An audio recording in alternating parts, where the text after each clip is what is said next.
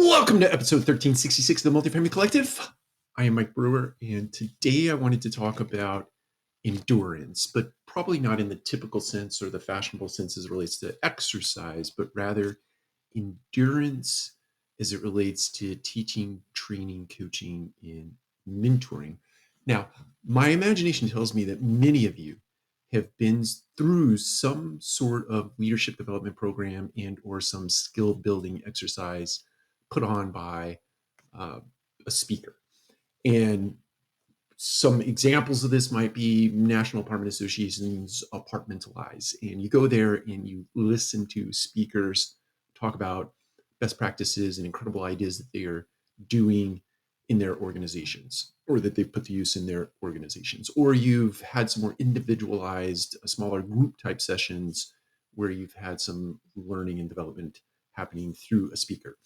Now, all that being said, my imagination tells me also that you have walked away from those conferences and or those learning sessions and you have immediately put it in a file.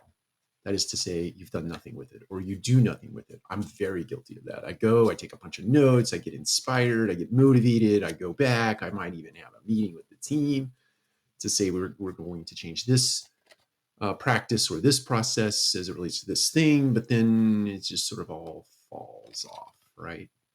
It just all falls away. We end up doing nothing. We end up having spent a tremendous amount of money that yields no return because we just let the ideas go, or we just let the interpersonal change that took place in the moment, we let it go.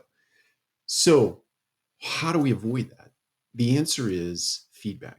The answer is intentional feedback. You have to go and seek. So let's say, for example, I have a bad behavior as it relates to a business context or even a personal context.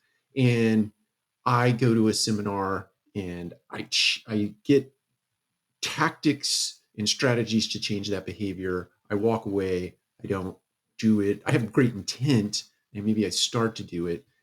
In order to endure that change, in order to keep that change moving along, I need somebody in my life who will punch me in the nose, right? Or call me on the carpet. But in my head, equally, if not more important, is your will to want to change and your willingness to go out and ask people for feedback. In other words, hey, I know I was behaving this way yesterday.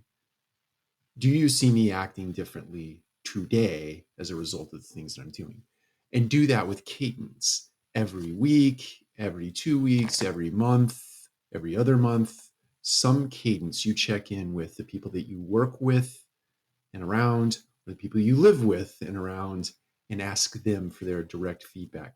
And by doing that repetition, you will imbue that behavior change in your mind ongoing. That's it. Take care. And because it's Friday, have a great weekend. Bye now.